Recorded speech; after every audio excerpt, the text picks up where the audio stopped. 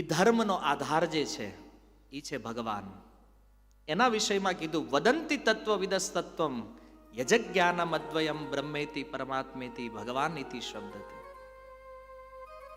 વદંતી વિદ્વાનો એવું કહે છે કે ધર્મનો જે આધાર છે ભગવાન, એ ભગવાનના 3 સ્વરૂપમાં અનુભવ થાય છે. 3 સ્વરૂપમાં એની અનુભૂતિ છે: બ્રહ્મ, પરમાત્મા અને ભગવાન. બ્રહ્મ શું છે? જેને આપણે નિરાકાર કહીએ છીએ. ઘણા લોકો માને છે ભગવાન નિરાકાર છે. બ્રહ્મ, બ્રહ્મની અંદર જ્યારે ગુણોનું પ્રગટીકરણ થાય ત્યારે એ પરમાત્મા બને છે. અને એ જ્યારે પૂર્ણ પ્રકાશન કરે પોતાના સ્વરૂપનું, એને ભગવાન કહેવામાં આવે છે. આ 3 શબ્દોના અર્થ જુદા છે. આપણે એક જ માનતા હોય, બ્રહ્મ ઈન, પરમાત્મા ઈન, ભગવાન બધું એક જ છે. કારણ કે આપણે ગુજરાતીઓને છે ને હંકેલવાનું બહુ, ખીચડીના અનુભવી ને, ખીચડી બધી કરો ભેગી. બ્રહ્મ અલગ છે, પરમાત્મા અલગ છે અને ભગવાન અલગ છે. અલગ એટલે એક જ વ્યક્તિના 3 સ્વરૂપ છે. ભગવાન નિરાકાર સ્વરૂપમાં છે, એને શાસ્ત્રએ બ્રહ્મ કીધા છે. ભગવાન પરમાત્મા જે દરેક વ્યક્તિઓના હૃદયમાં છે, જે સર્વવ્યાપી આ બ્રહ્માંડના કણે કણમાં જે વ્યાપ્ત છે, એને પરમાત્મા કહેવામાં આવે છે. અને ત્રીજું, જે પોતાના ગોલોક ધામની અંદર બેઠા બેઠા બધી લીલાઓ કરી અને આપણને આ કથાનું સુખ આપે છે, એને ભગવાન કહેવાય છે. જ્ઞાની લોકો જે છે એ બ્રહ્મને માને છે. ખૂબ જ્ઞાની હોય ને, એ છેલ્લે તમે એને જઈને પૂછો ને ભગવાન કોણ, એ નિરાકાર છે. જ્ઞાનીનો એક જ જવાબ હોય, સચોટ.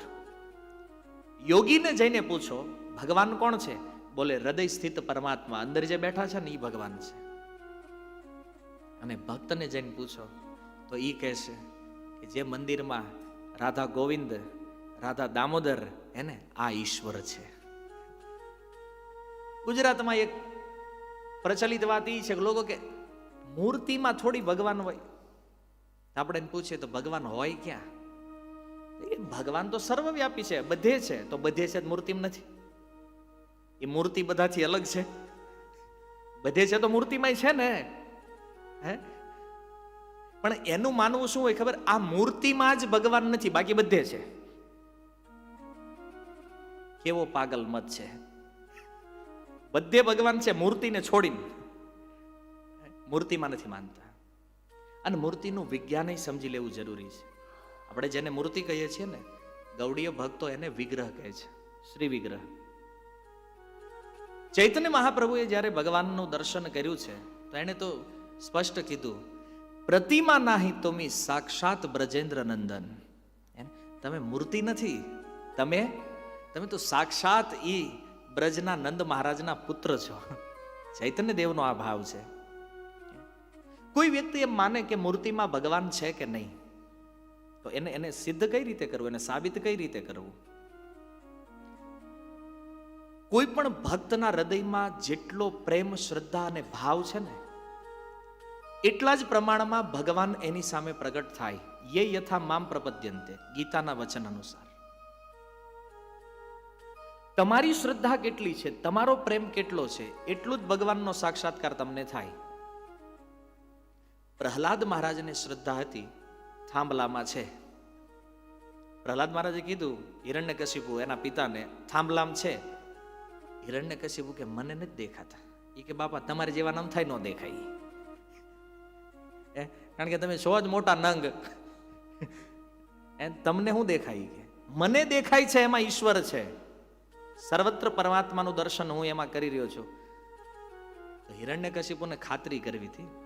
એક મુક્કો માર્યો સ્તંભમાં, નરસિંહ ભગવાન પ્રગટ થયા એમાંથી. હવે વિચાર એ કરવાનો છે કે નરસિંહદેવ પહેલે અંદર આવીને બેઠા હતા ત્યાં, કે મારો એક ભક્ત આવશે પ્રહલાદ ને એ કહે એના પિતાને કાંઈ છે ને હું પછી ત્યાંથી મારે એન્ટ્રી મારવાની છે અંદર, એકદમ ધમાકેદાર એન્ટ્રી કરવાની.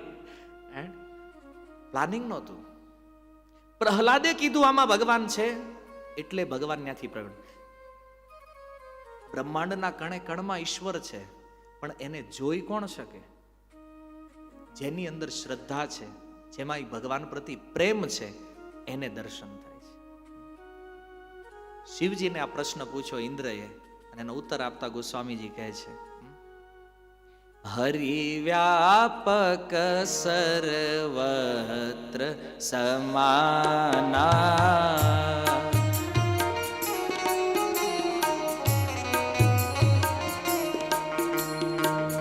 હરિવ્યાપક સર્વત્ર સમાના,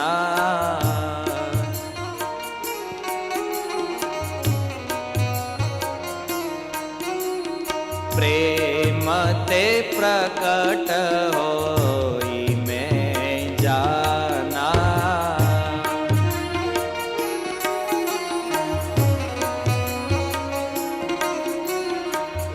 હરિવ્યાપક સર્વત્ર સમાના, હરિવ્યાપક.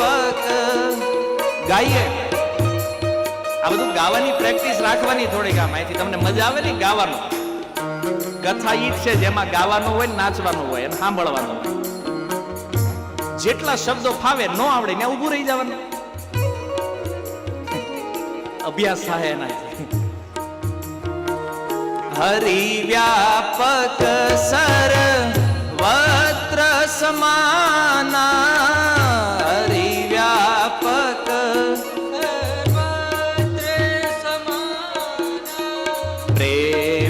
તે પ્રકટ હોઈ મેં જાના,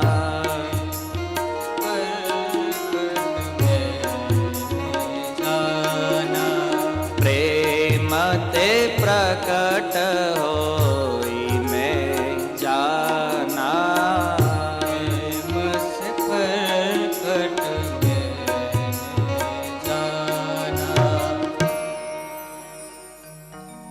ઇન્દ્રએ પૂછ્યું ભગવાન છે ક્યાં? તો કે બધી જગ્યાએ છે.